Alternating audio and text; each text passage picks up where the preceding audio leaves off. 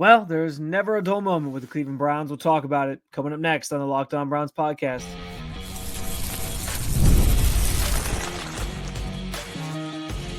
You are Locked On Browns, your daily Cleveland Browns podcast.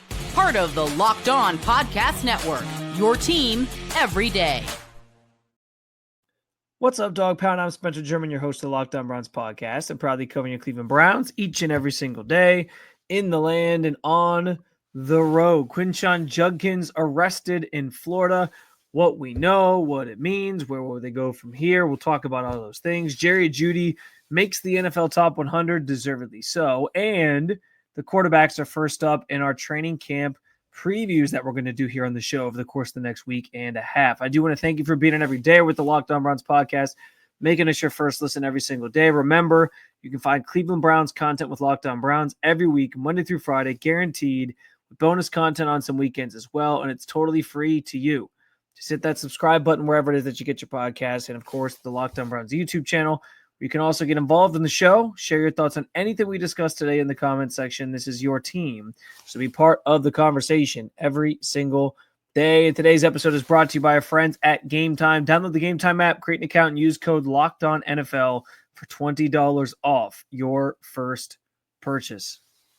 Quinshon Judkins was arrested in Fort Lauderdale, Florida, for battery and domestic violence charges.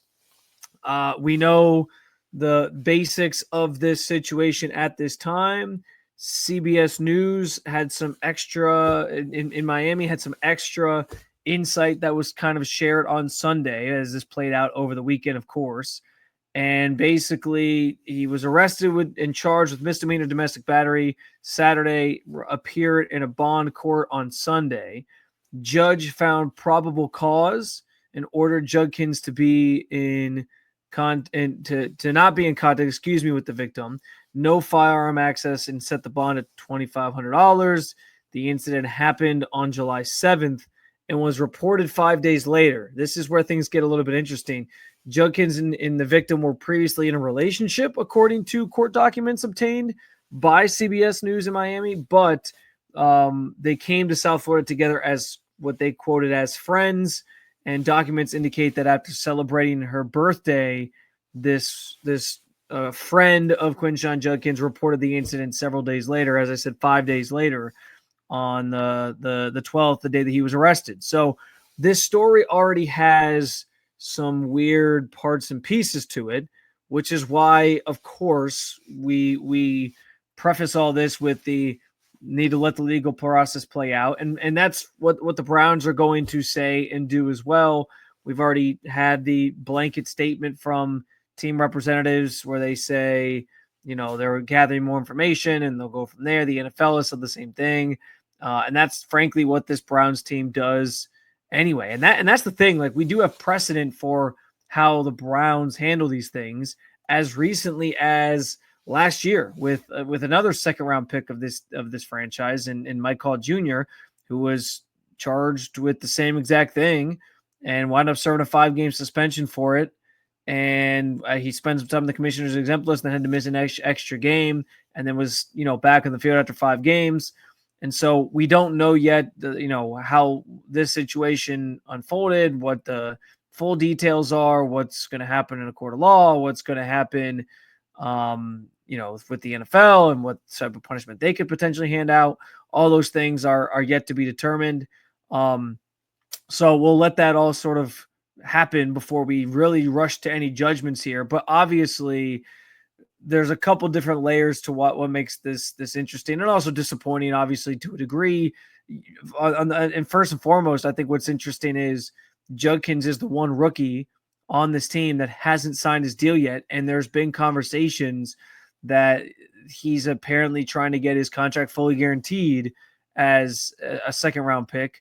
And so I don't know what type of wrinkle gets thrown into those negotiations, those conversations with this news now percolating and popping up on the radar, and this being something that he's caught up in.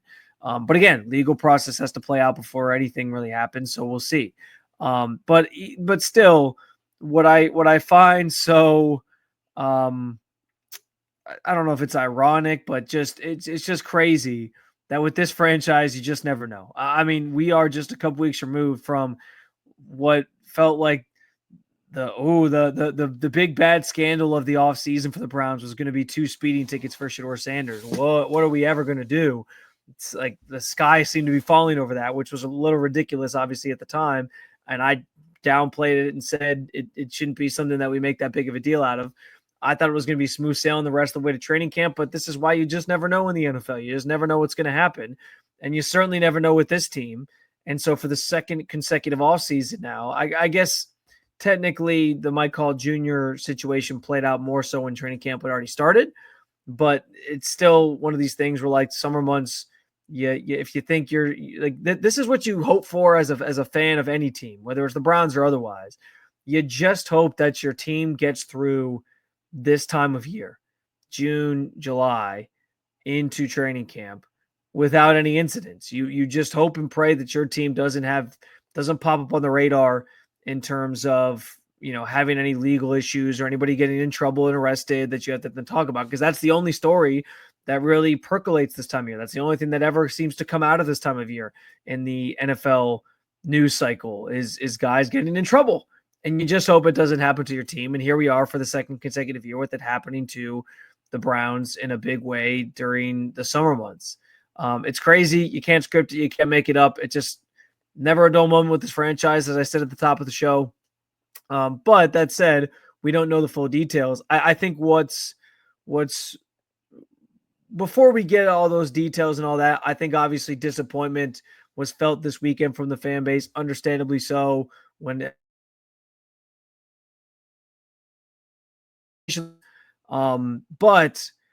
I think what's also just shocking and surprising, and I know the easy thing to do for everyone is rush to call out Andrew Berry and be like, man, he really picks standout guys. But I think the problem with that is, man, like Quinshon Judkins, by all accounts, has been raved about as a stand-up guy, whether it was his time at Ohio State, his time at Ole Miss.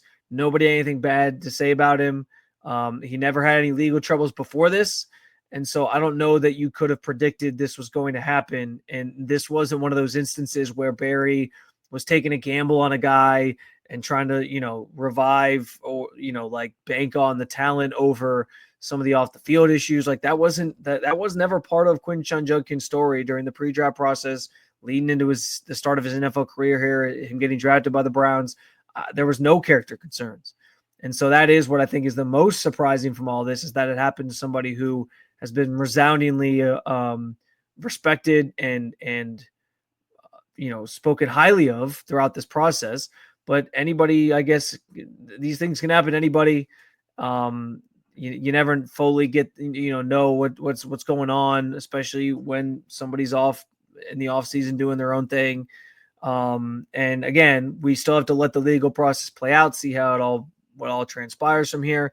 But obviously there's bigger ramifications if this leads to a suspension for Quinshon Judkins as the guy that's supposed to be the lead back of this group and, be this workhorse running back. If he misses time, that changes the math a little bit on things. And I guess you take some solace in the fact that if that is what happens, Browns did draft 2 running backs. They got Dylan Sampson there. They still have Jerome Ford, who certainly is a proven commodity in this backfield and has done some nice things throughout his career. So you still have some guys in that room that you can lean on, but it does change things a little bit because Quinshon came in with a lot of, there was a lot of bluster and excitement about him being the start of this new era at the running back position here in Cleveland. And it might end up getting delayed here in terms of getting to see the start of it based on how this legal situation plays itself out. But like the Browns will say, I will let the legal process play out before we cast any judgment, before we make any deeper assumptions or predictions on things. But I will say that if there is a suspension, my prediction of him being a Pro Bowler and how many yards did I say? I think I said at least 1,000. I think I said over 1,000 yards and 8 touchdowns.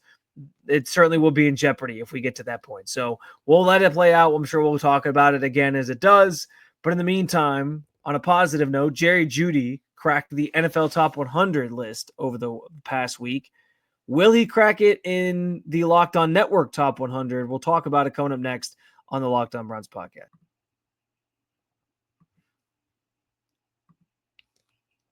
We've all been there, logging on early and waiting for concert tickets to go on sale, only to lose your spot for a show you've been dying to see. Live music should be about making memories, not dealing with stress of ticket shopping. That's where Gametime comes in. Gametime makes getting concert tickets faster and easier than ever. Prices actually drop as it gets closer to showtime, and you can save up to 60% off with their killer last-minute deals. Last year, I went to Gametime for the first time when I bought tickets to see Ohio State, Michigan with my wife. The results, yes, unfortunate, but we did say we get to saw the we do get to say we saw the eventual national champions in person. And with their transparent ticket prices and panoramic seat views, Gametime also became my go-to app for buying tickets. Take the guesswork out of buying tickets to shows, concerts, sporting events, and more with Gametime. Download the Gametime app, create an account, use code LOCKEDONNFL for $20 off your first purchase. Terms apply. Again, create an account, redeem code LOCKEDONNFL for $20 off. Download the Gametime app today. Last minute tickets, lowest prices guaranteed.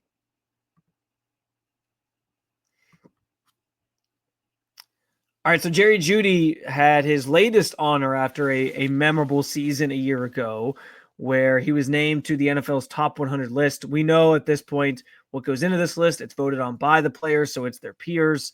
On some level, I actually think it carries a little bit of weight with the players, maybe even more so than other rankings and lists do. I know this time of year, the ranking list thing is always a funny sort of topic to get into for people, but we're going to contribute to it here at the Locked On Network because we have our own NFL Top 100 list coming out here in the coming days. It's supposed to drop on Wednesday, and it should lead to some pretty fun conversations overall in regards to snubs, guys that we think should be, guys that maybe aren't, guys that maybe are, that maybe shouldn't be, that we'll get into certainly coming up in the coming days. I'm going to assume that my colleagues at the network for sure put Myles Garrett on this list. That seems like a no-brainer. He's going to be top 5. He's going to be top 3 probably. I'm guessing that most people on the network, my colleagues here, are all very smart individuals. I'm sure they believe that Myles Garrett is a top player in this league. I'm also going to guess that there's enough understanding and adoration at this network to have Denzel Ward on there. But I have been banging the drum for Jerry Jeudy to make this list as well. I made sure that as we filled out our individual rankings for both the best players on the team that we cover, but also filling out each of our individual top 100s, I made sure Jerry Jeudy was on my list. I forget the exact number I put him, and there's no way for me to go back and look. I think I had him in the 80s, though, so probably around like where he fell in the actual NFL Top 100 list. But I believe that Jerry Jeudy earned the respect to be worthy of a top 100 placement on this list here coming on the pike. So I think, and here's the thing, I understand that it's going to be debatable. And I think here's where things get interesting is if you sit down right now and you map out like the top 10 wide receivers in the NFL right now, I don't know if Jerry Jeudy's in the top 10. And so him being 82nd on the NFL's list tells you like there's probably going to be a lot of receivers on this list. And I think that's very true already because you already have guys like Drake London, Ladd McConkey's on there already. And you haven't gotten to some other guys that I think are fringe top 10 at this point, like Malik Neighbors, Devontae Smith. Like there's a number of guys that are sort of in this category that I think Jerry Jeudy's in. But I think Jerry Jeudy's in that next tier down out of the top 10 where it's like between 10 to 15 is where he probably falls. And so I'm guessing there's probably going to be 10 to 15 players, wide receivers rather, on the regular NFL Top 100 list anyway. Did my colleagues at this network also want to put 15 receivers on there? I don't know. And so I look forward to having the conversation and calling people out if they don't put them on there. But I think Jerry Jeudy did earn earn his keep and earn his place among the best players in this league based off of how last season went. And I understand that, people are going to look back and look at big picture with Jerry Jeudy and say, okay, 1 year where he has 1,000+ yards. There were some signs of things early in his career, but it's been inconsistent. I need to see more. That's probably the go-to blanket fallback argument for why Jerry Jeudy maybe isn't a top 100 player. And I can understand where that comes from. I can. But I think last year, when you had the quarterback situation that he had, where it was Deshaun Watson, who at this point we all understand, I think just he's not a good football player anymore. And then you pivoted to Jameis Winston. And Jameis, we know, was a gunslinger, and that's where I think, Jerry made a lot of his hay catching passes from Jameis Winston. That was where he had maybe most of his success was in that stretch of the season with Jameis. And then the end of the season, DTR, Bailey Zappi, like this carousel of quarterbacks which has been the case the last couple of years in Cleveland, obviously. But he still was able to produce over 1,200 yards, snag 90 catches. And I know that it was more of a pass-happy, pass-heavy offense last year too. So that obviously matters. I get that. But to put up those numbers with the quarterbacks that he had under center is pretty damn remarkable, all things considered. And I think you have to be a one of the best receivers in this league to do something like that when you have that cast of quarterbacks throwing you the football. I mean, that was a disastrous group.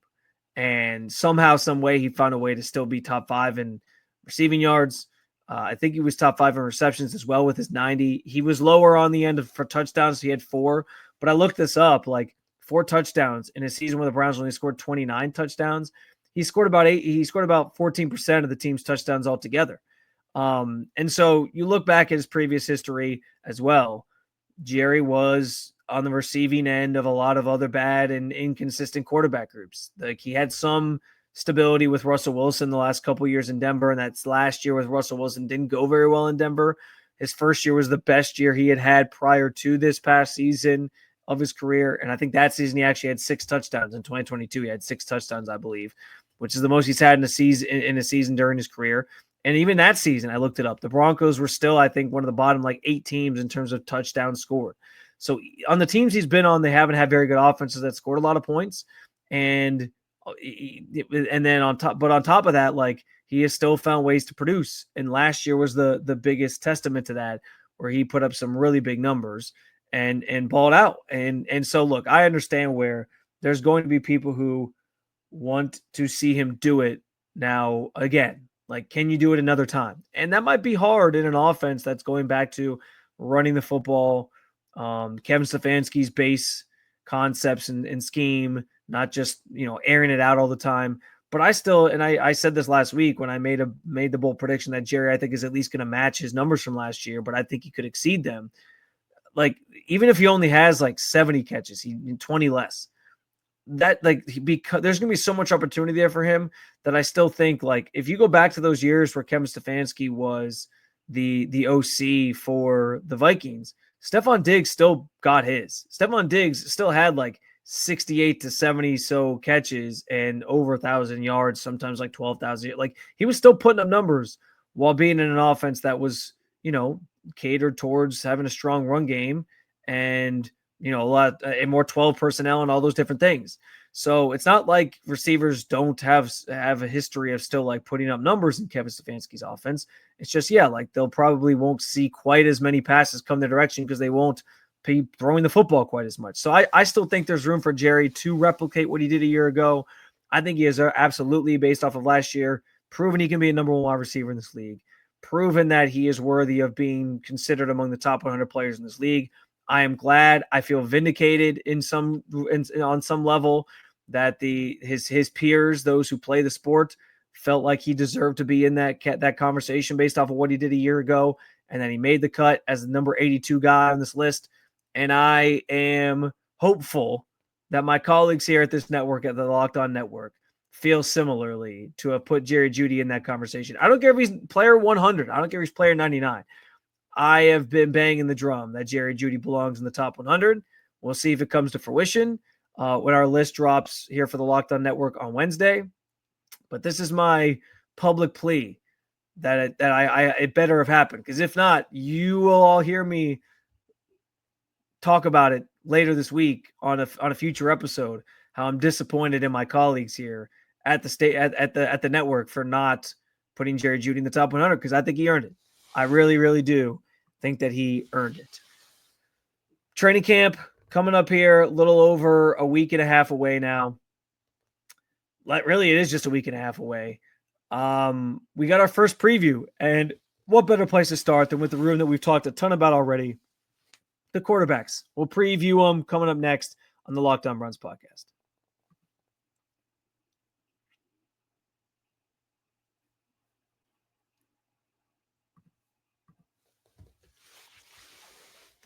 All right, over the course of the next week and a half, leading up to training camp, I am going to try to give you some previews of different position groups and what kind of we can expect. You know, we'll go defensive line, we'll do offensive line, we'll do receivers, right? We'll go group by group here, just kind of talk through some things, talk about my expectations, talk about guys to keep an eye on, those types of things. And yeah, I think there's some. I think the best place to start is with the quarterbacks. We can get them out of the way now, because I know people already have talked ad nauseum about this group. You, as a listener, as a follower, and a fan of this team, know pretty much where things kind of lie with the quarterback room. So we'll knock this one out quickly here and right off the rip. And I think the biggest thing as training camp approaches with the quarterbacks is just what this pre-training camp hypothetical depth chart looks like. And I've been pretty adamant of like what I think it should look like. I think it should be Flacco, Sanders,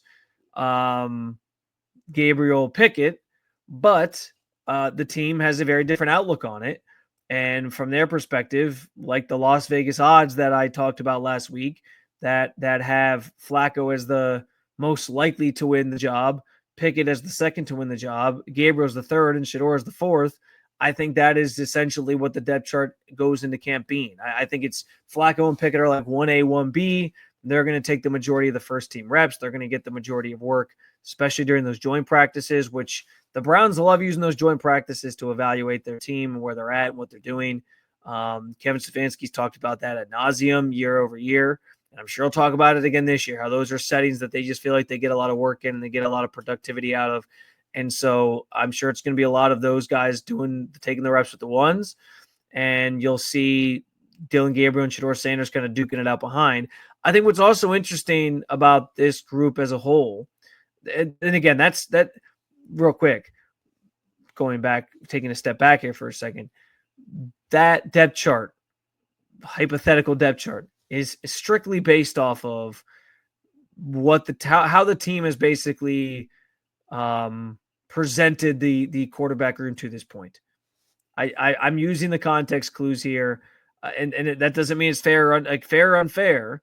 I understand there's a lot of people who love Dillon Gabriel, think he should have more of a shot. I know there's people who, and I honestly think Dillon's got more of a shot than even Shedeur, because they drafted Dillon Gabriel in the third round. They've gushed about Dillon Gabriel. It's clear they love Dillon Gabriel. He's the guy that they think they were going to turn into something here. So they're going to give him those opportunities. He was already getting first-team reps. Shedeur hasn't had those first-team reps. When will he get them? I'm fascinated to find out for myself as well once training camp starts. And we'll have to see how that kind of plays out. But yeah, like I understand there's a lot of people who think Shedeur's the guy. There's a lot of people who think Dillon Gabriel's the guy. They want to see those two guys get a fair crack at starting. But I think they are going to be patient with both the rookies and not force them out there too soon. And so I think the focus sort of turns to Flacco and Pickett when training camp opens up, as the guys primarily getting reps with the ones and primarily having the opportunity to start once the season officially begins. So we'll see how that shakes out. But I'm envisioning that's how the reps are going to go. I'm envisioning that's kind of just a spitball depth chart that I have for you here. And I what I was going to say earlier is just that it feels like to me, as training camp begins, this is kind of two different competitions in one camp setting. It's Flacco and Pickett battling it out for the starting job. It's Gabriel and Sanders, duking it out for the primary backup job. And I do think there's a world where like Shedeur absolutely balls out and maybe can overtake Dillon Gabriel. But I also know they really like what Dillon Gabriel brings to the table in terms of the intangibles. He might end up with more opportunities to prove himself, and so that might reign supreme when it's all said and done. But it does kind of feel like two different competitions going on, and that whichever veteran doesn't win the job between Pickett and Flacco, they become trade bait when training camp ends and wraps and you're turning towards the regular season, towards the end of August. So that's my read on the situation going into things. Subject to change, of course, just based off of performances. And I know I've been pretty critical of Kenny Pickett to this point, and that I don't have a lot of faith that he's going to transform his career just, in this new setting. I think there's some reason to believe, like Kevin Stefanski, even though we have questions about his ability to develop quarterbacks, I think there is some evidence that he's gotten a little bit more out of certain quarterbacks, average quarterbacks, veteran journeyman quarterbacks in this league than other coaches have. But is that going to be enough for him to be the starting quarterback long term? Is that going to be enough to be the next Sam Darnold and be this reclamation project? Is that going to be enough to win the job? TBD, to be determined. And we'll see what that sort of looks like when it all starts. But I'm envisioning, again, a lot of Flacco and Pickett with the ones, Dylan Gabriel sprinkled in. I think we will at some point get Shedeur working with the ones finally. But it's pretty evident at this point, and it would be shocking to me if either of the rookies were named the starting quarterback week one, because I just don't think they want to put those guys out there early and that soon into the season, especially with a schedule that's a pretty tough gauntlet when it opens up, and put them in a situation that could hinder their development or hurt them in some way. And what's funny about that thought process, though, is I think honestly both these quarterbacks are pretty equipped to handle the growing pains that come with adjusting to the NFL. I have gushed about how I think Shedeur Sanders is mature beyond his years, just from the environment he grew up in, being the son of a Hall of Famer and being around his dad. I think he gets it. I think he knows how to handle the pressures that come with that stardom and everything that comes with the position. So I don't have any qualms about him if he struggles in a game, shaking it off. And I think Dylan Gabriel is similar in that he's a veteran. He spent a lot of years in the college ranks. He's seasoned. He enters the NFL as a 24-year-old. He has a lot more experience under his belt than a lot of guys who are coming into the league as rookies. So I think both these guys actually could handle being starters early in the season, but I don't think the Browns want to put them out there that quickly. I think they want to give them room to grow and sort of breathe. And so I think it's Flacco and Pickett for the starting job, and those two sort of fighting it out for the primary backup job. But I do think both rookies are making this team when it's all said and done. And that's our first preview, our first position group preview leading up to training camp, which obviously gets rolling next Wednesday. I am happy to be back doing 5 episodes a week, Monday through Friday. I had my vacation time. It was enjoyable. It was nice to get some time away, but I'm back in the saddle, and football is just around the corner. It's an exciting time of year because of it. So thank you for joining me as always to talk about your favorite football team. Make sure you hit that subscribe button. Make Locked On Browns your first listen every day, because we got plenty more coming this week, including whether or not the Browns should pay David Njoku before the season, or if he has to earn it first by playing out this upcoming season, and more position group previews before training camp gets rolling, of course, next week. For your second listen, check out Locked On NFL Scouting, or of course, you can always keep it local. Check out Locked On Cavs and Locked On Guardians. Thank you for being an everydayer at the Locked On Podcast Network. I will talk to you again real soon, Cleveland. See you.